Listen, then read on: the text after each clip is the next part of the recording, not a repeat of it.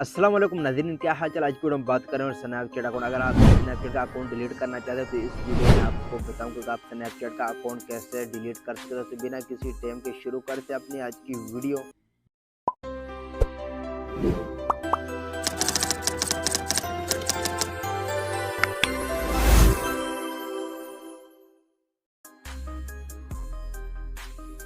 तो नाज़रीन, आपने अपने मोबाइल में स्नैपचैट को ओपन कर लेना।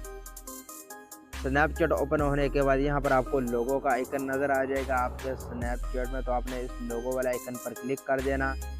लोगो वाले आइकन पर क्लिक करने के बाद यहाँ पर आपको साइड में सेटिंग का ऑप्शन नज़र आ जाएगा। तो आपने सेटिंग वाले ऑप्शन पर क्लिक कर देना।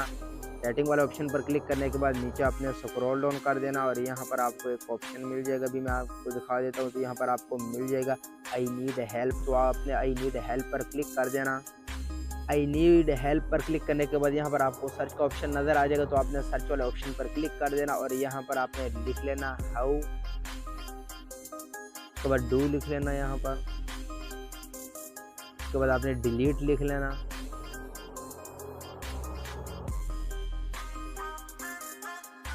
तो यहाँ पर आपको नज़र आ जाएगा फर्स्ट नंबर में आपको मिल जाए how do I delete my Snapchat account. तो आपने इस फर्स्ट वाले पर क्लिक कर देना।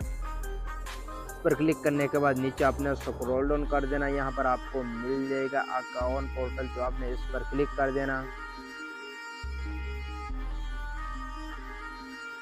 पर क्लिक करने के बाद नीचे आपने स्क्रॉल डाउन कर देना। यहाँ पर आपने अपना पासवर्ड लिख लेना। पासवर्ड लिखने के बाद आपने कंटिन्यू पर क्लिक कर देना और आपका अकाउंट डिलीट हो जाएगा। मगर 30 दिन बाद आपका अकाउंट डिलीट होगा। अगर आप 30 दिनों से पहले अपने अकाउंट को दोबारा लॉगिन करोगे तो आपका अकाउंट डिलीट नहीं होगा। 30 दिनों के बाद आपका अकाउंट हमेशा के लिए डिलीट हो जाएगा जब आप यहाँ पर पासवर्ड डालकर कंटिन्यू पर क्लिक करोगे।